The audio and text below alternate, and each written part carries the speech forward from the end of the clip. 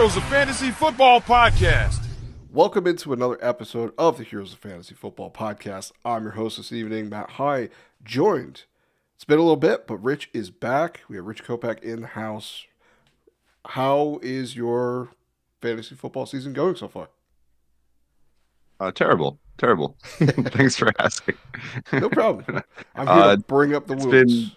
been yeah, no, it's been an interesting start to say the least, but um I don't know. I mean, am I surprised? No. It's fantasy at its finest, right? So here we are, into week 3 already. In some leagues I'm 0-2, not a really good start.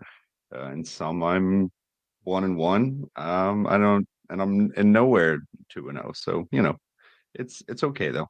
Early on, we stay water and keep on keeping on. So Exactly. We're 2 weeks into a 17-week season, so do not give up. Just keep looking at the waiver wire. Keep trying to make your team better. I know every year there's someone that's like, I'm done. This is it. I'm 0-2. I'm quitting this year. Don't be that person. Don't do that. yeah, Okay, it's a long remember it. season. You A can lot of go. crazy things happens. Yeah, I mean you can go 8-8 and still make it into the playoffs. I did that one year where I lost the first like 7 games of the season, and then did not lose again, and I went all the way through the championship. So crazy things happen. One trade, one waiver pickup away from a championship roster. So we're Don't here give at up. the podcast. Our goal is to help you find those players on the waiver wire, find those trades, make start sit decisions. On today's episode, we're gonna do our week 3 starts and sits. We have a couple guys each that you definitely need to start and you're put in that starting roster to get ahead. Now, if you did start 0-2, you might be looking for some swing for the fences kind of guys. You might be looking more floor. We go through all that here.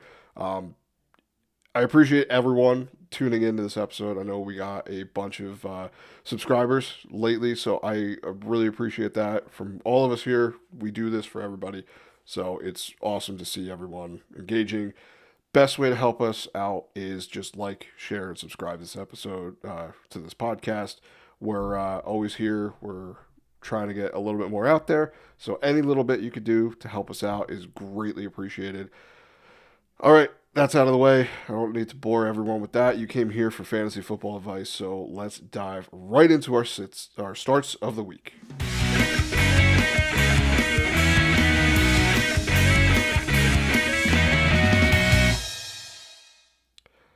All right, Rich, why don't we look at your first start at quarterback this week? Where are we thinking?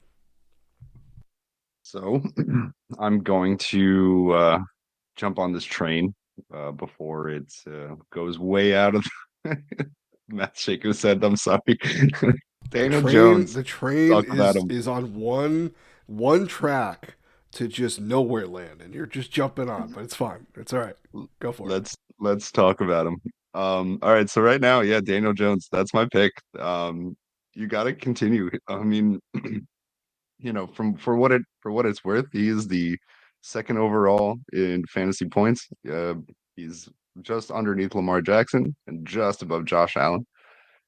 Right, exactly, as we planned it. So I think just from here, it's why not? I mean, you have all the carnage already that's been going on.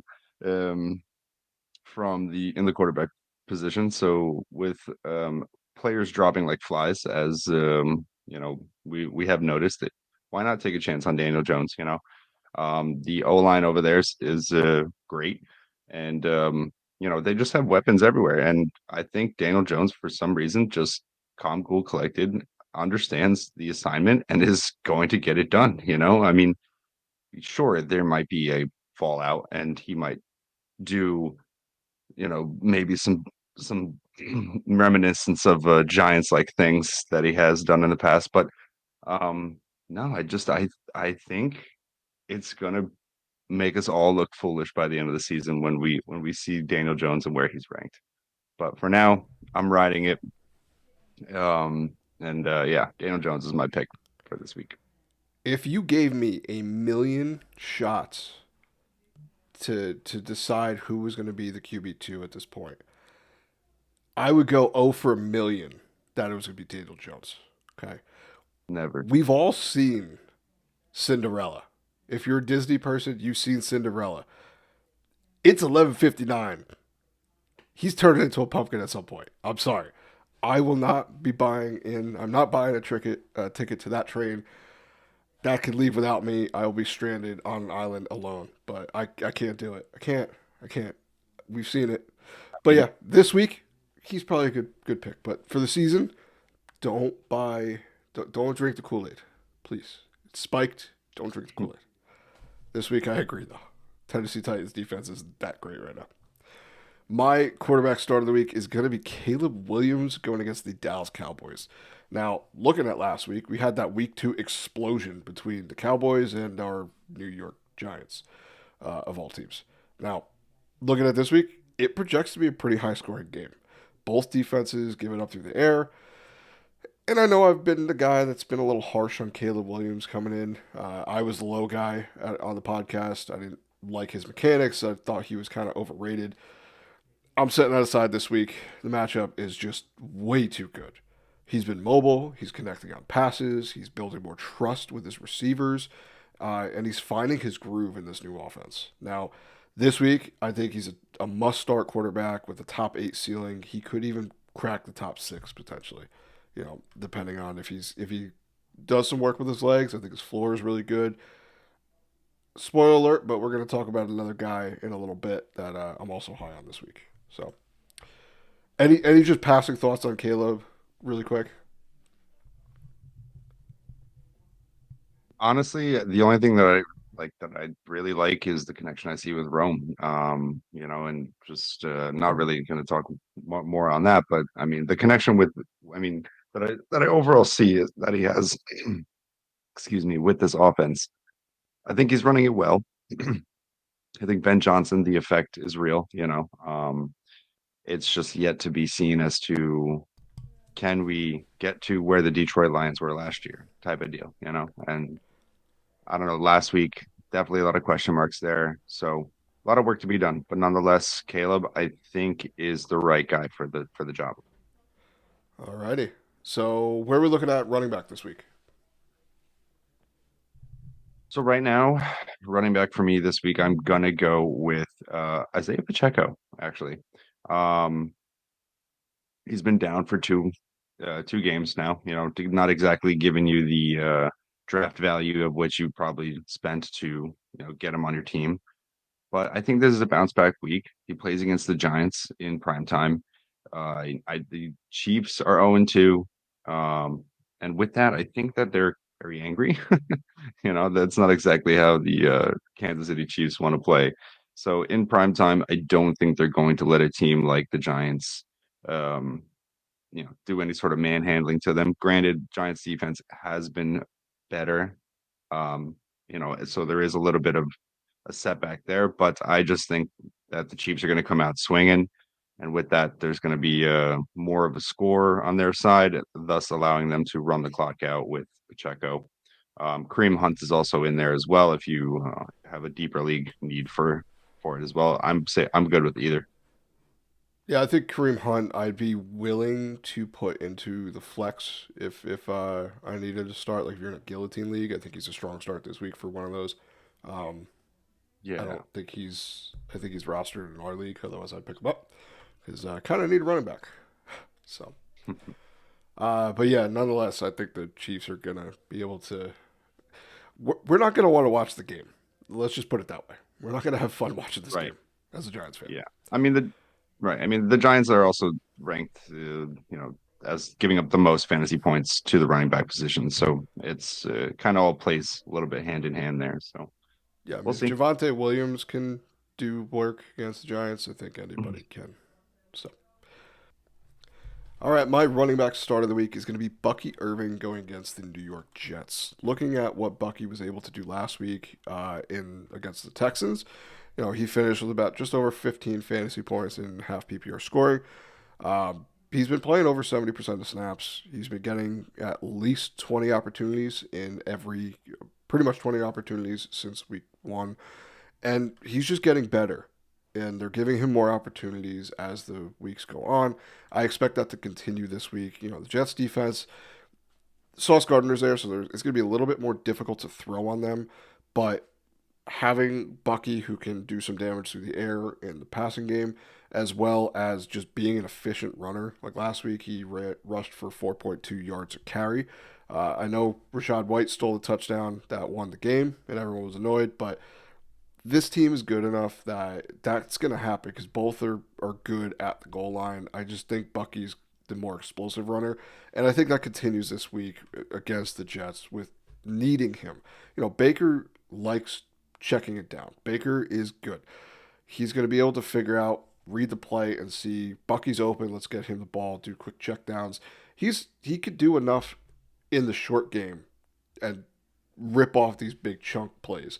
So I think having him in your lineup as a top 10 running back this week is going to be very, very smart. So, Rich, where are we thinking for the wide receiver this week? So wide receiver, I'm going to go Jauan Jennings playing against the Cardinals this week.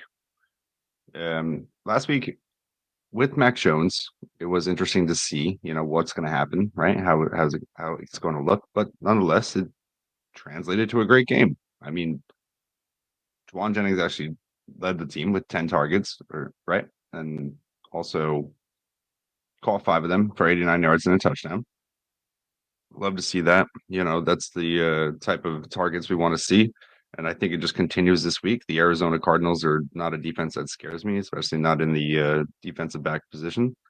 So with that, I think, with the way that the game should play out, I think we'll have a lot of opportunity for these wide receivers to get open, and fantasy points should come flowing. So with that, I'd say get Juwan Jennings in your lineup. Yeah, I mean, they need him. The Niners, I don't know why we have to do this every year where it's just half the team goes missing at multiple points of the season. I mean, I drafted George Kittle. I played him once for half a game, and that was it. I got a couple more weeks. Now Brock Purdy's injured. I think the report I read today was he was limited, but most likely not playing. I don't know if he was officially ruled out yet, but he's not playing. So don't expect that. But yeah, if we go through this song and dance with the Niners every year, and it's really frustrating, especially unless you've got Christian McCaffrey. You probably got him later this year too, so you're hoping he is not made of glass this year. He got some tempered glass installed over the offseason. All right, my wide receiver start of the week is going to be Rome Odunze going against the Cowboys. I'm targeting this game. I'm pairing my wide receiver start of the week with my quarterback start of the week in Caleb Williams. I just want every piece I can in this game. It's going to be great. It screams boom potential. And Odunze has been building rapport with Caleb for the first 2 weeks. And I don't expect it to change. He's going to continue that this week and build off of it even more. Last week, he finished with 11 targets, 7 receptions for 128 yards and 2 scores. He's gotten at least 9 targets in the first 2 weeks. And, the first week he scored, but the yardage total was pretty low. But that was also against Minnesota defense, who is pretty good. They're probably above average. So I expect him to really crack the top 15 wide receiver this week. He's being ranked around there by Fantasy Pros, and I agree with it. I think I would even move him up a little bit higher. So Rome Odunze is just set up so well for success this week, so you should definitely put him in that starting lineup. I really like Rome. I I was a little bit more like when he was drafted to the Bears. I liked the landing spot, but I didn't see him as a potential alpha. I think he has the skill set to eventually become that, but it's just hard with DJ Moore. I mean, every year we see Yeah. players like T. Higgins, like Drake London and Darnell Mooney, and all these teams that there's an established wide receiver one, but it doesn't matter sometimes. Like if they have two good guys, they're gonna get the two good guys the ball. You don't need to be the alpha dog in the offense. AJ Brown, Devontae Smith. It's that right there. They usually It do well. works. This season has been a little bit rough. They've been very run heavy, So it's going to change. So hold out hope. Don't. You should be buying them right now because Jalen Hurts is not going to not throw a passing touchdown this year. It's going to happen. He's not Daniel Jones on the Giants. I got to throw jabs in there. I'm sorry. I got to do it. All right. We have the most important position of all time, the tight end. So, Richie, where are we looking for tight ends? Because I know it's kind of a wasteland. Well, I'm gonna continue off of Joe's pick last week, and I am going with Juwan Johnson, He's our the boy. only the only shining star on the New Orleans Saints currently. I mean, Alvin Kamara, don't get me wrong, love you guy, but in the Don't be passing or throwing shade at my Chris Olave. in the receiving department, it seems there's only one guy. Believe me, Chris Olave, I'd love for you to step up and be that guy, but I don't know what it is, man. Um, but hey, whatever. I mean, Juwan Johnson, right? That's what we're talking about. So he's great. He's been doing great things. He's actually um leading tight ends as far as in targets and snaps and ranks second in red zone targets. They play against Seattle this week. Seattle's allowed 16 of 18 passes to the tight end. Pretty much, they're not covering the tight end at all, it seems. So with all that info, also that they're giving up the most fantasy points currently on average to the tight end position, it just seems like a smash start for Juwan Johnson this week. So why not? Yeah, I like that. I mean, I don't know if no one caught last week's episode, the week two starts and sits. Go check that out. The Juwan Johnson section. We had a little fun conversation, and Joe was selling a car, and we adopted Juwan Johnson apparently. So if that doesn't make sense, go back. Please watch that. I'll put the link here so you can go see that.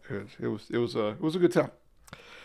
My tight end start of the week is going to be Travis Kelce going against the New York Giants. Like Rich was saying, the Chiefs are going to be really annoyed right now, starting the season 0-2. That's not something that we expected or we've been accustomed to as of late. So, looking at this, the matchups there, they need to get a win. And what better way to kick off the rest of the season is beating up on our Giants because they're going to, because it ain't that hard. I expect him to have a vintage Kelce week. We just let the Cowboys absolutely rip us apart all over the fields. And if Andy Reid knows anything from his days in Philly, it's how to exploit the Giants. No matter what way it is, he just does it. Kelce might have some extra oomph this week, and I think he should definitely finish inside the top five at the tight end position. I am also starting him over our boy, Juwan Johnson, in a league this week. So, all right, that was a lot of good guys. Let's get to the bad. Here are the sits of the week.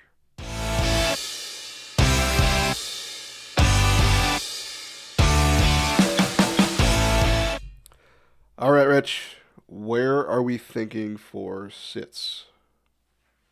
Oh, it hurts my heart to say. My fantasy darling, I'm gonna go with Bill. I don't think he's gonna have a good game this week. After doing some research, I've come to realize that the Raiders that he plays against this week are a very tough defense, apparently, for the running game, allowing only 97 rushing yards between the two contests they've had. Fifth least on average fantasy points to the position. So, not what you're going to want. That being said, it seems as if also, I mean, not the best idea to put or entrust into a rookie, especially a later round rookie. Understandable that the start is there, but I don't know. It's going to be questionable. Jaden Daniels is questionable right now. It just seems like the whole offense itself is questionable. So I don't know.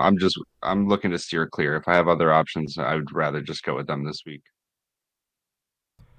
Yeah, it's gotta hurt you, especially. I know you were singing his praises all off season through draft season and Yeah. after week one, and thank you for playing him against me in Dynasty last week. That I enjoyed that.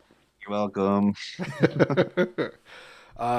So my sit of the week is going to be. And let me preface this by saying it's not a full sit because you probably got him off waivers, and you if you did, you might need him this week. It's okay to play him. I'm giving you the okay. If you need my seal of approval, you can play this player. But it's going to be Jordan Mason against the Cincinnati Bengals. Like I said, it's not a full sit. It's just you got to temper expectations because a lot of things are changing this week, especially. J.J. McCarthy is out for a couple weeks with an ankle injury. We got Carson Wentz. We know what Carson Wentz does. It's been a bit since he's played football. We also got news that Aaron Jones went on IR with a hamstring injury. So he's gone for at least 4 weeks. So you got a 4-week rental with Jordan Mason. I like Jordan Mason. I think he's a good running back. There's just too many things going on right now on this team that are changing. I believe in Kevin O'Connell. It's just you got to temper expectations. He's going to get all the running back touches most likely.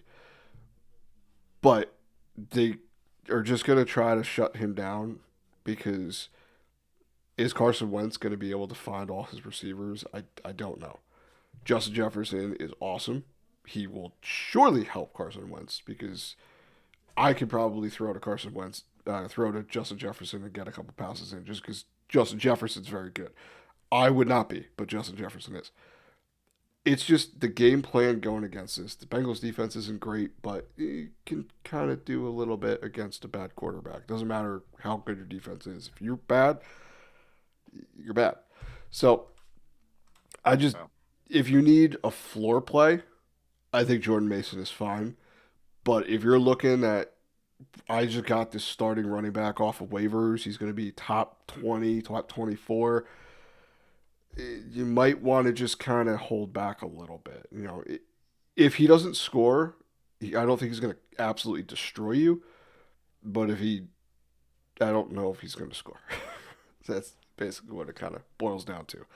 So just temper your expectations and don't expect him to be. If you want to go boom in another area, you might want to. All right.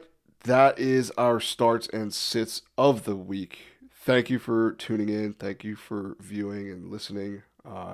You could find us everywhere on all the socials. We have the website that we launched months ago. That is in the description below as well. We're going to be putting some other stuff on there. Links to the show here, all of our socials as well. Again, really appreciate it if you can like, share, and subscribe. Send to your friends, family, coworkers, whatever. Any little bit helps. We just want to kind of help everyone out here. And everyone enjoy week 3. I know there's a lot of different things going on right now in the NFL, a lot of injuries to kind of navigate through. So definitely stay tuned. We'll have more stuff coming up very shortly. So, all right, everyone. Good luck in week 3. So long.